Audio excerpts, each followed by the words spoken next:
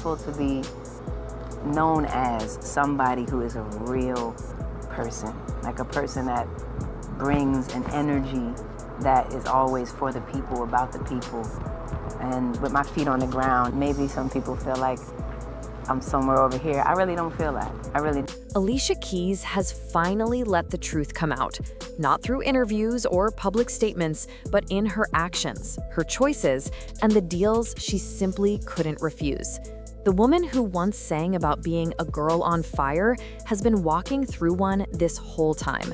Quietly, carefully, she played the game, while people like Clive Davis and Jay-Z moved pieces behind the scenes, shaping her path without most fans ever noticing. This is the story no one really told, the story of how Alicia Keys became the superstar we know today, and what it took behind the curtain.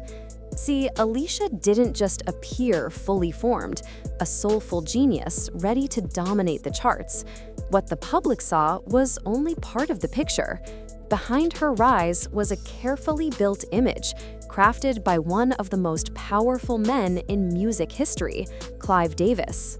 Clive discovered Alicia when she was just 19, a young woman with incredible talent and a voice that could stop a room. New York, concrete jungle where dreams are made of. There's nothing you can't do. Now you're in New York. At that time, Alicia was already working with her manager, Jeff Robinson, trying to get her first album off the ground. But when Clive entered the scene, he didn't simply sign her, he took control. She was officially signed to Arista Records, and soon after, Clive left that label to start his own, J Records, and Alicia came with him. That move said everything. Clive wasn't just betting on her talent, he was molding her to be his next global star, someone who could carry the same presence as Whitney Houston once did. At this point, Alicia had already recorded most of her debut album, Songs in a Minor, but Clive insisted on repackaging it, reshaping it to fit the market he understood best. What did he think would sell? A clean, polished, safe image. Alicia was styled to be approachable, sophisticated, and timeless. Her piano became her trademark, a symbol that she was serious about her craft, not just chasing fame. People are forgetting when she moved into Swiss and them's house to work on the music with him, he was still married to his wife, living in that same house. And then she moved in while she was cool with the wife. It's plotting to steal her husband to cover up the fact that she's a dyke and she had just got caught beating that girlfriend of hers up down there in Aruba somewhere or something like that. Yeah, 'cause she used to run down to the islands, take a little down there. And then when she ain't go right, she smack him up. She a whole fucking dude. She's a real just like Swiss is a real diddy do-wah. Her lyrics reflected thoughtfulness, her voice carried soul, and every appearance screamed controlled elegance. Clive presented her to the world as a young woman with old-school talent, humble, refined, non-threatening. This was the brand. And it worked. The debut album was a success, winning 5 Grammys. But beneath all that glamour, every move, every song, every public appearance followed a blueprint carefully crafted by Clive Davis. Critics recognized her skill, but they also saw the formula. Alicia wasn't just a raw breakout star, she was a launch powered by serious influence, money, and guidance. She rose not just because she had talent, but because Clive wanted her to be seen and positioned at the top. Speaking out, rebelling, or stepping off the plan, those options didn't exist in his system.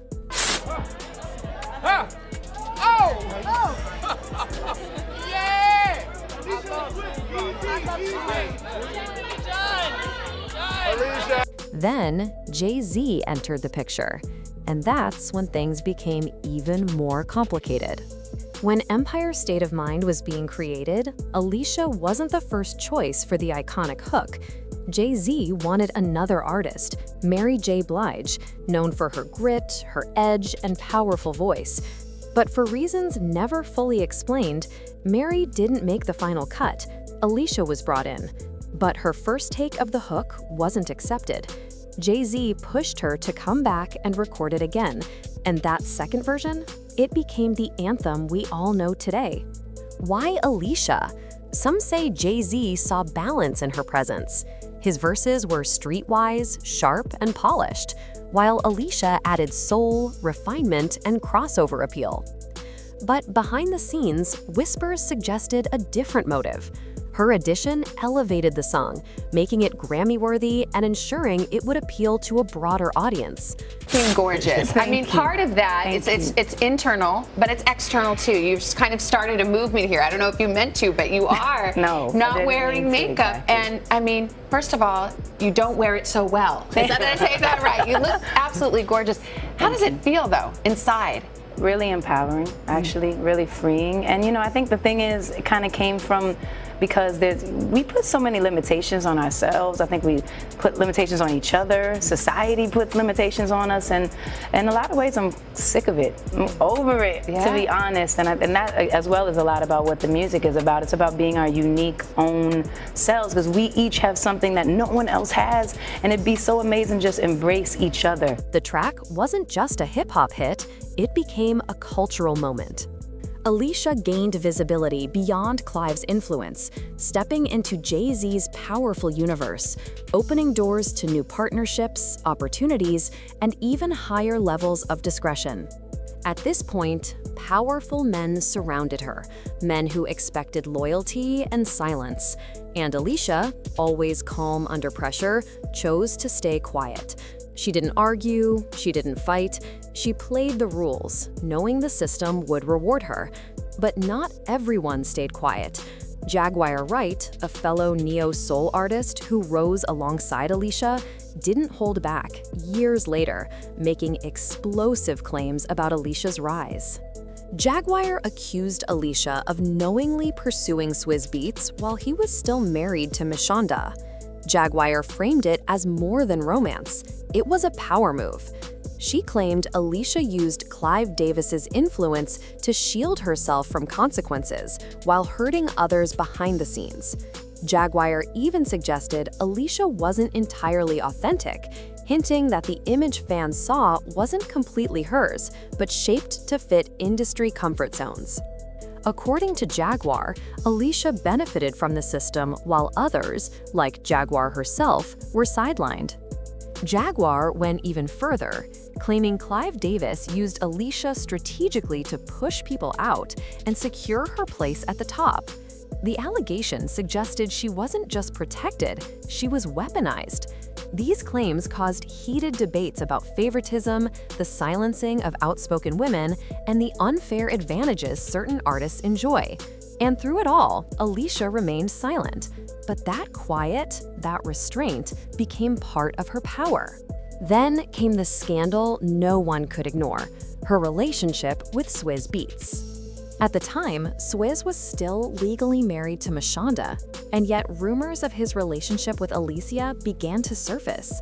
The divorce papers weren't finalized, but Alicia and Swizz were seen together constantly, working and eventually living in the same home. Mashonda herself confirmed the situation, writing an open letter accusing Alicia of knowingly interfering with her marriage. It was personal, public, and impossible to ignore. Alicia's response? Silence. No interviews, no apologies, no statements. She let the headlines circulate, let the gossip spread, and focused entirely on her music, her image, and her growing brand. Years later, the situation appeared to calm. Alicia, Swizz, and Mashonda seemed to find peace, co-parenting their children and attending events together. But the public never forgot how it started.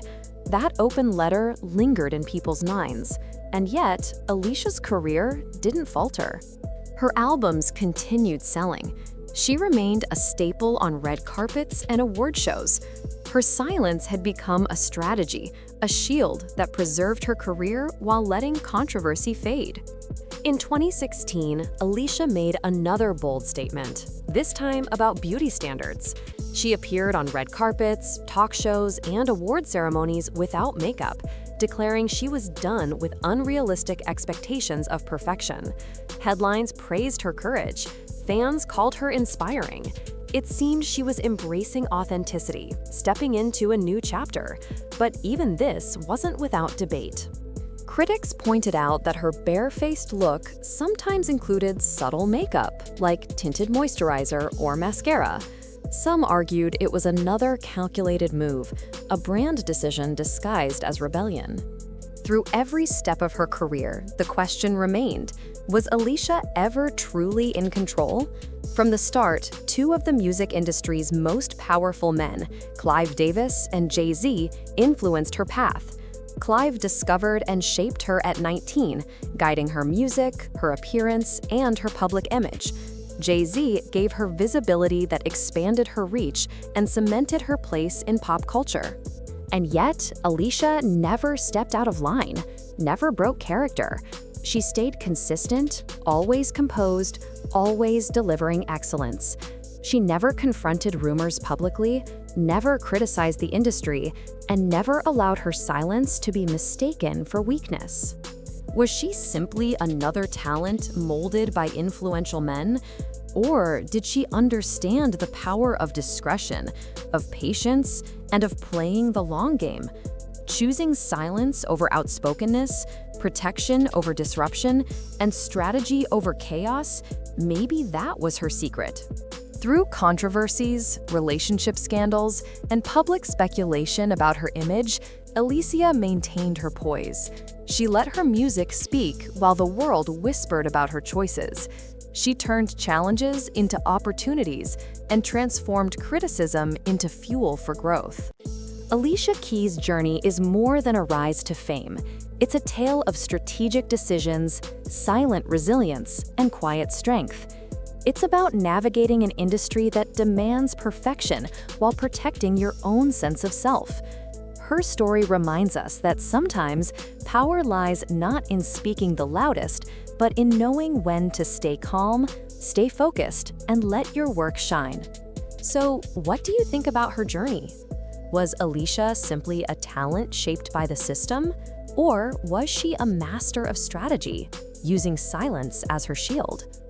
Her story leaves questions unanswered, but teaches a lesson about patience, poise, and perseverance in a world that rarely forgives mistakes. Even today, Alicia remains an icon, not only for her music, but for the way she mastered her own narrative, quietly, powerfully, and undeniably.